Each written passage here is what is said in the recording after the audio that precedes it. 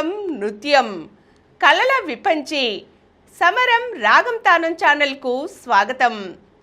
మనం ప్రముఖ కవి, నవలా రచయిత, హిందీ సాహిత్యంలో ధృవతారగా పిలువబడిన ప్రేమ్చంద్ జయంతి సందర్భంగా ఆయన గురించిన విశేషాలను తెలుసుకుందాం. అజరామరుడు ప్రేమ్చంద్ ఆధునిక భారతీయ సాహిత్యంలోని అగ్రశ్రేణి రచయితల్లో ప్రేమ్చంద్ ఒకరు. హిందీ సాహిత్యంలో ఆయన ధృవతార. ప్రేమ్చంద్ హిందీ సాహిత్యంలోనే కాక సమస్త భారతీయ సాహిత్యంలో ప్రసిద్ధ రచయిత.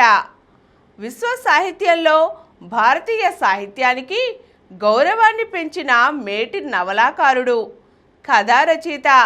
హిందీలో నవలా సామ్రాట్గా కీర్తింపబడ్డ శ్రేష్ఠ రచయిత ప్రేమ్చంద్. ఈయన రచనలు 20వ శతాబ్దపు ప్రారంభంలో భారతీయ సాహిత్యాన్ని గణనీయంగా ప్రభావితం చేశాయి. ప్రేమ్చంద్ హిందీలో యథార్థవాద సాహిత్యానికి ఆద్యుడు. ఆయన 13 నవలలు, దాదాపు 300 కథలు రాశారు. పలు నాటకాలు, సంపాదకీయాలు రాశారు. పెక్కు అనువాదాలు కూడా చేశారు. ప్రేమ్చంద్ నవలలు భారతీయ గ్రామీణ జీవన విధానానికి దర్పణంగా ఉంటాయి. సంఘంలో పాతుకుపోయిన వేశ్యావృత్తిని నిరసిస్తూ సేవా సదన్ అనే నవల వ్రాశారు.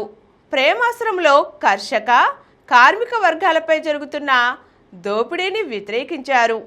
మహాత్మా గాంధీజీచే ప్రభావితుడై రంగభూమిలో పారిశ్రామికీకరణ కారణంగా దెబ్బతింటున్న మానవ సంబంధాలను చిత్రించారు. నిర్మల అనే నవలలో వయోభేదంతో జరిగే వివాహాల్లోని సమస్యలను చూపించారు. కాయకల్ప్, గబన్, కర్మభూమి వంటి నవలల్లో గ్రామీణ, పట్టణ ప్రజల స్థితిగతులను, సమస్యలను కళ్ళకు కట్టినట్లు చూపించారు. కర్షక జీవితంలోని ధైర్యాన్ని, రైతుల ఆత్మవేదనను అక్షరబద్ధం చేసిన గొప్ప నవల గోదాన్. ఇందులోని ప్రధాన పాత్ర హోరీ, సన్నకారు రైతుల ప్రతినిధి. అప్పుల బాధ, వెనుకబాటుతనం, నైతిక సంఘర్షణ, పెట్టుబడిదారీ వర్గాల చేతుల్లో నలిగిపోయే రైతులకు ప్రతిరూపమిది. ప్రేమ్చంద్ అసలు పేరు ధనపతరాయ్. ఆయన 1880 జూలై 31వ తేదీన ఉత్తరప్రదేశ్లో కాశీకి 4 మైళ్ళ దూరంలో ఉన్న లామాహి అనే గ్రామంలో జన్మించారు. తండ్రి పేరు మున్షీ అజాయబ్ లాల్. ఆయన పోస్టాఫీసులో గుమస్తా. ఆర్థిక ఇబ్బందుల్లో వారి కుటుంబం సతమతమవుతూ ఉండేది. ప్రేమ్చంద్కి 8 ఏళ్ల వయసున్నప్పుడే తల్లి ఆనంది మరణించింది. సవతి తల్లి పెంపకంలో అనేక ఇబ్బందులు పడ్డాడు. మాతృప్రేమకు నోచుకోలేదన్న బాధ ఆయన్ని జీవితాంతం వెంటాడింది. విద్యార్థిగా ఉన్నప్పుడే కుటుంబానికి ఆర్థికంగా సహాయపడటానికి 4 మైళ్ళు నడిచి వెళ్ళి ఒక విద్యార్థికి పాఠాలు చెప్పేవాడు. ప్రేమ్చంద్కి 15వ ఏట ఆయన ప్రమేయం లేకుండానే తండ్రి వివాహం జరిపించాడు. భార్యతో అతనికి సఖ్యత కుదరలేదు. దాంతో ఆమె శాశ్వతంగా పుట్టింట్లోనే ఉండిపోయింది. BA చదివి వకీల్ అవుదామనుకున్నా ప్రేమ్చంద్ లేమి కారణంగా మెట్రిక్ పాస్ అవ్వగానే 1898లో ఉపాధ్యాయునిగా ఉద్యోగంలో చేరారు.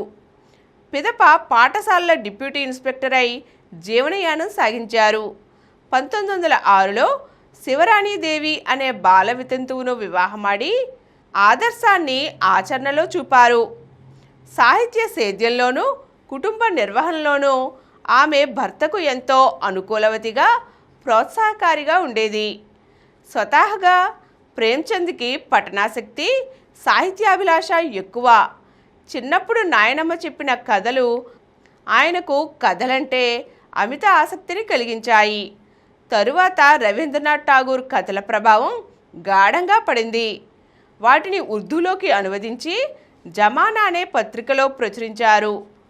దేశ విదేశాల రచనల్ని, ప్రఖ్యాత రచయితల నవలల అనువాదాల్ని విస్తృతంగా చదివి స్వీయ రచనా వ్యాసంగాన్ని ప్రారంభించారు. 1901లో ప్రేమ్చంద్ అస్రారేమా అబిద్, దేవస్థాన రహస్యం అనే తొలి నవలను ఉర్దూలో వ్రాశారు. ప్రేమ్చంద్ తొలుత నవాబ్ రాయ్ పేరుతో ఉర్దూలో రచనలు ప్రారంభించారు. ఆయన రాసిన మొట్టమొదటి కథ దునియా కా సబ్సే అన్మోల్ రతన్ అంటే ప్రపంచంలోకెల్లా అత్యంత విలువైన రత్నం అని. ఆ రత్నం దేశం కోసం ప్రాణాలర్పించే వీరుని నెత్తుటిబొట్టు అని తీర్మానించారు రచయిత. ఈ కథ 1907లో కాన్పూర్ నుంచి వెలువడిన జమానా పత్రికలో ప్రచురితమైంది. 5 కథల్ని 1909లో సోజే వతన్ అనే పేరుతో సంపుటిగా వెలువరించారు. ఈ కథల్లో దేశభక్తి భావాలు మెండుగా ఉండటంతో ఆంగ్లేయ ప్రభుత్వం ఆ పుస్తక ప్రతుల్ని కాల్చివేసి ఆ సంపుటిని నిషేధించింది. ఈ నవాబ్ రాయ్ ఎవరని ప్రభుత్వం ఆరా తీయసాగింది. అప్పటికే ఉర్దూలో మంచి పేరు సంపాదించిన ఆయన ఉర్దూని వీడి ఇకపై ప్రేమ్చంద్ అనే పేరుతో హిందీలో సాహిత్య వ్యాసంగం సాగించాలని నిర్ణయించుకున్నారు. ప్రేమ్చంద్ హిందీ సాహిత్యంలో అడుగుపెట్టే సమయానికి గారడి, ఇంద్రజాల, మహేంద్రజాల విద్యలతోనూ భూత ప్రేతాలు, మాంత్రికులు, రాజకుమారుని పెళ్లాడేందుకు ఒక సాహసికుడైన రాజకుమారుడు వెరసి రచనా సాహిత్యం అంతా కల్పనాజనితమైన ప్రపంచంలోనే ఉంది. కథలు కూడా అపరాధ పరిశోధన, చవకబారు శృంగార సన్నివేశాలతో నిండి ఉండేవి. ఈ ధోరణికి ప్రేమ్చంద్ అడ్డుకట్ట వేశాడు. సమాజాన్ని పట్టించుకోవాలనే కట్టుబాటును నవలలు, కథల ద్వారా తీసుకువచ్చాడు. ప్రేమ్చంద్ ఆగమనం ఆధునిక హిందీ సాహిత్యంలో ఒక నూతన శకానికి నాంది పలికింది. మధ్యతరగతి వెనుకబడిన ప్రజల దుర్భర జీవన స్థితిగతులను, వారి సమస్యలను వాస్తవిక దృక్పథంతో చిత్రించిన ఘనత ప్రేమ్చంద్కే దక్కుతుంది. కార్మిక కర్షక వర్గాల ఆర్థిక స్థితిని చూసి కలత చెందిన ప్రేమ్చంద్ తన రచనల్లో ఆర్థిక అసమానతల్ని రూపుమాపవలసిన అవసరాన్ని చాటి చెప్పారు. ఆయన కలం సమాజాన్ని అద్దంలో పట్టి చూపించింది. నైతిక చైతన్యాన్ని తట్టి లేపింది. మహిళల హక్కులు, సాధికారత కోసం గొంతెత్తడంలో ప్రేమ్చంద్ తన కాలం వారి కంటే ఎంతో ముందున్నాడు. గాంధీజీ పిలుపు మేరకు ప్రేమ్చంద్ 1921లో ప్రభుత్వ ఉద్యోగానికి రాజీనామా చేసి రచనలనే జీవనాధారంగా చేసుకున్నారు. ప్రేమ్చంద్ రాసిన ప్రతి కథ ఒక ఆణిముత్యం.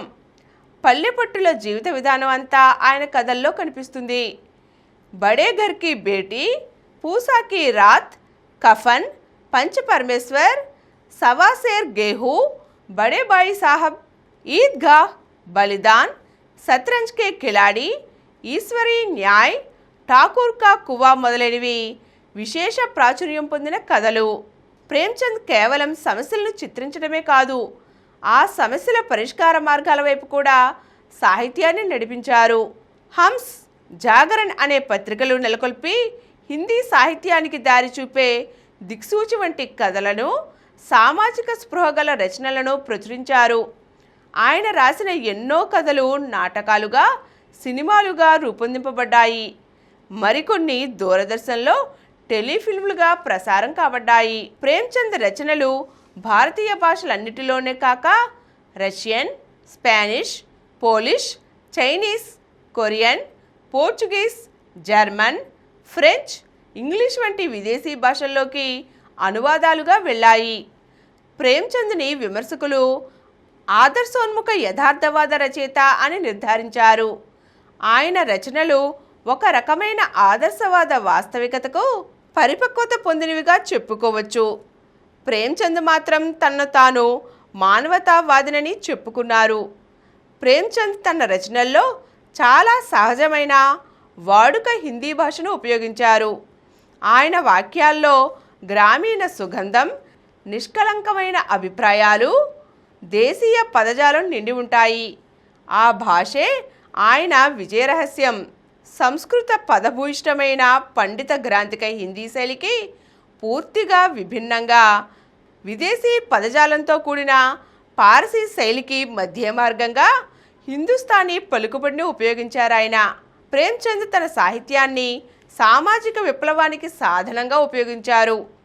సమాజంలో అభ్యుదయ భావాలు విస్తరింపచేయటం కోసం సాంఘిక దురాచారాలు, వెనుకబాటుతనం, అన్యాయం, పీడన, దోపిడీల నిర్మూలనే ధ్యేయంగా రాష్ట్రీయ ప్రగతిశీల్ లేఖక్ సంఘ్ 1936లో ఏర్పడింది.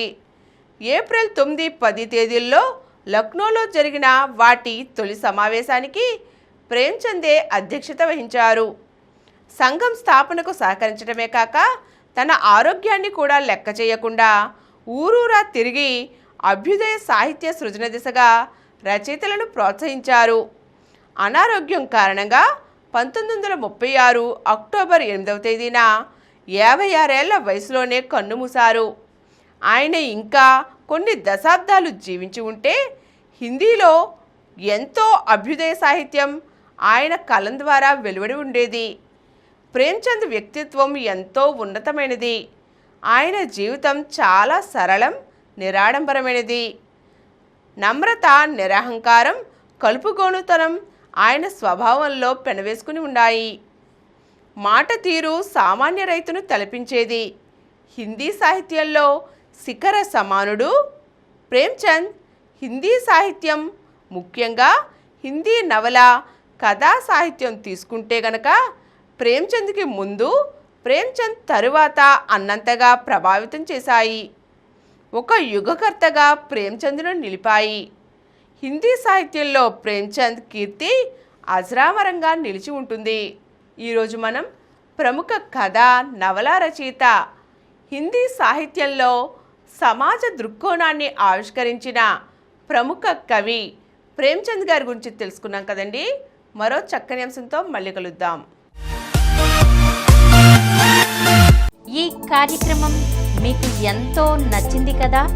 ఇటువంటి మరిన్ని వీడియోల కోసం అనతి కాలంలోనే 20 కోట్లకు పైగా వ్యూస్ సాధించిన సమరం ఛానల్ సమర్పించు సమరం రాగం తానం ఛానల్కు సబ్స్క్రైబ్ చేయండి, లైక్ చేయండి, మీ ఫ్రెండ్స్కి షేర్ చేయండి. అలాగే ప్రక్కనున్న గంట సింబల్ని ప్రెస్ చేయడం మర్చిపోకండి.